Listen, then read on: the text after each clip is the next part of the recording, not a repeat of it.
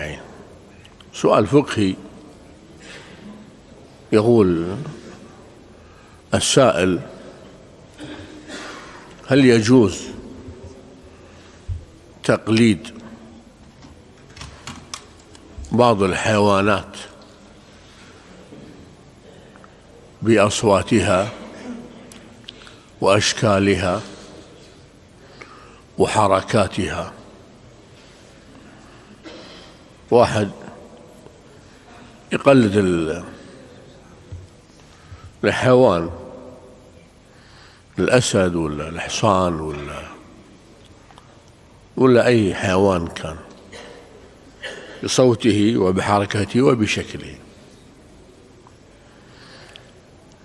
وفقنا الله عز وجل أن أظهر على جواب من أجوبة الشيخ الإسلام ابن تيمية رحمه الله رحمة واسعة. هذا الإمام العظيم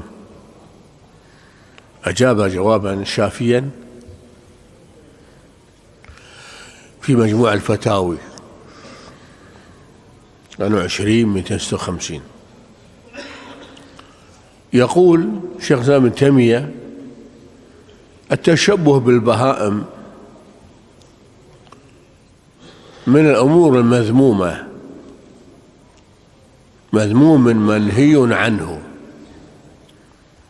في أصواتها وأفعالها. أن ينبح نبيح الكلاب أو ينهق نهيق الحمير أو يزأر أزير الأسد أو يفحى فحيح الحية أو يخور خوار البقر ونحو ذلك. صور مسلم الله أكرمه بالعقل والإسلام يقلد صوت الشاذي أو القرد أو صوت الجمل، هذا ما يجوز، منهي عنه.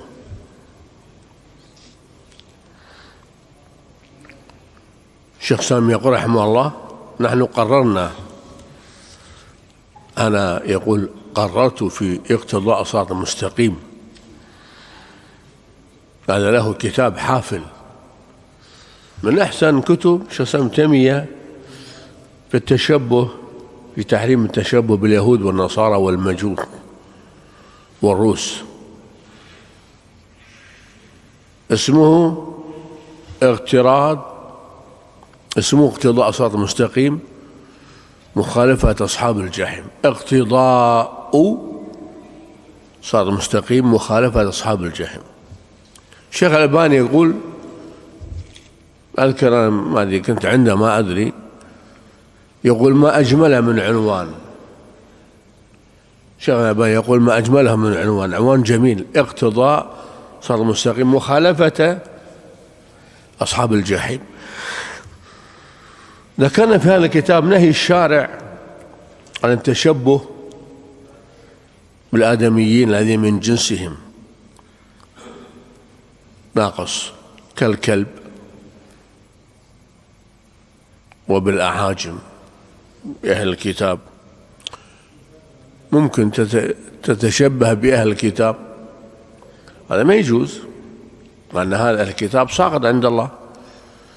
إن شر الدواب عند الله الصم البكم الذين لا يعقلون. إن شر الدواب، الله سماهم دواب سبحانه وتعالى الأنعام. ولقد ذرأنا جهنم كثيرا من الجن والإنس لهم قلوب لا يفقهون بها، لهم أعين لا يبصرون بها، لهم آذان يسمعون بها، ولكن الأنعام بل هم أضل أولئك هم الغافلون. سورة الأعراف. لا يجوز التشبه بالحيوانات، لأن إذا أنت تشبه حيوانات أصواتهم راح هذا يورث عندك شيء، يورث عندك، يتغلغل في قلبك حب الخنزير أو حب الحمار، أو أنا قاعد تقلده، أنت تقلده، قاعد تحاكيه يعني محاكاة هي التقليد. تكتسب أخلاقه الحمالين والجمالين والكلابين، تكتسب أخلاقهم.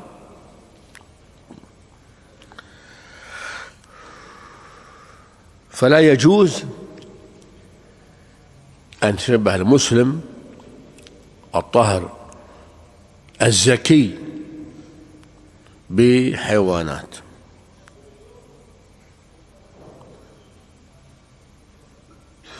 شيء ثاني أن كل إنسان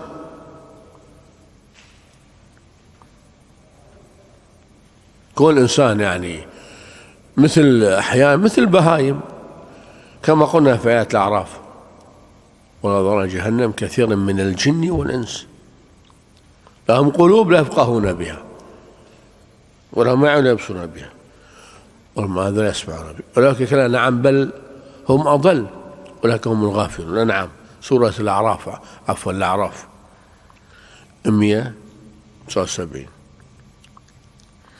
الوجه الأخير أيضا أن الله عز وجل شبه الإنسان بالكلب والحمار. الله عز وجل شبه بعض الناس بالكلاب والحمير، فماثل كمثل الكلب إن تحمل عليه يلهث أو تتركه يلهث، ذلك مثل القوم الذين كذبوا بآيات الله، بآياتنا، كذبوا بآياتنا كما قال سبحانه: كذبوا بآياتنا فاصل القصر لعلهم يتفكرون. أيضا شبه سبحانه وتعالى بعض الناس بالحمار يحمل أسفارا: مثل الذين حملوا التوراة ثم لم يحملوها كمثل الحمار يحمل أسفارا. وكذلك هذه آية قرآنية: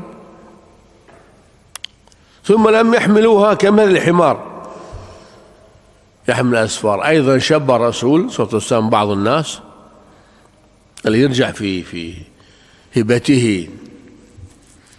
أنا أعطيتك مثلا هبة 50 دينار 100 دينار 1000 سيارة، برجع أعطني إياها، كالكلب يأكل قيئة، ما يجوز طبعا. أعطيت الإنسان هدية لا ترجع فيها، زوجتك، بنتك، هدية، أخاك المسلم أعطيته هدية كبيرة أو صغيرة، ما يحلك ترجع فيها. إذا رجعت فيها كالعائد في هبته، العائد في هبته كالكلب يعود في قيئه. ليس لنا مثل السوء. القيء تكرمون الزواع اللي يقيء الإنسان، كان مثل الكلب يعني كذا وأكل هذا الشيء الوسخ. هذا أخوة الأفاضل يدل على تحريم التشبه. ما يجوز التشبه بالحيوانات. الوجه السادس أيضا أن الرسول صلى الله عليه وسلم لعن المتشبهين من الرجال بالنساء والمشبهات من النساء بالرجال. بخاري، قال حديث البخاري في الصحيح 558: لعن الله المتشبهين من الرجال بالنساء ومشبهات النساء بالرجال. يعني الله خلق المرأة مرأة لها جسم معروف وفي كذا وفي كذا، والرجل له جسم معروف.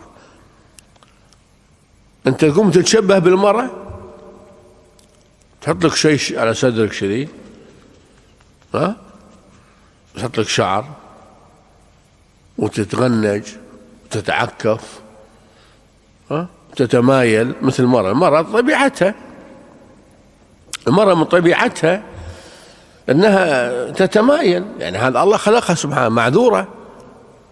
المرأة يعني لما تمشي يعني تمشي على غير مشية الرجل، الرجل يمشي سيدة، يمشي معروف، لكن المرأة تتعكف، هذه طبيعتها ما نلومها، تتعكف وتلتوي تسوي كذي نسأل العافية. يصير نشبه بالمرأة سوي كذي وسوي شيء، ما يجوز. أو المرأة تتشبه بالرجال. أنا واحدة اتصلت فيني تقول لا شيخ، قلت أنا ماني شيخ، أنت فلان؟ قلت نعم فلان معك. السؤال تفضلي. شو سؤاله عجيب والله. تقول لي إذا اتصل فيني واحد يسأل عن زوجي، يسأل عن زوجي موجود، أو يصير أغير صوتي، لا مو موجود، زوجي برا، لا ما يجوز هذا. تقول أخاف أن يعني نفتن بصوتي، صوتي أنا صوت المرأة معروف جميل ناعم ندي، صوت المرأة ندي رخيم جميل، يفتن صوتها مو عورة فتنة، صوتها مو عورة، لا صوتها فتنة. وين زوجك؟ زوجي برا. لا ما يصير تقول هالكلام، كلمة كلام عادي، زوجي برا حسب صوتك. أخاف ينفتن؟ لا ما تخافين ينفتن، ما يصير أنا أغير صوتي. أبونا برا، طلع برا أبونا. قلت لها لا ما يجوز، قلت لها هذا ما يجوز، بارك الله فيك. قولي والله زوجي برا، زوجي مو موجود، صوتك العادي. جزاك الله خير. هذا ما عندي باختصار، الله ربي يرعاكم، جزاكم الله خير المسألة هذه، والسلام عليكم ورحمة الله وبركاته. جزاكم الله خير.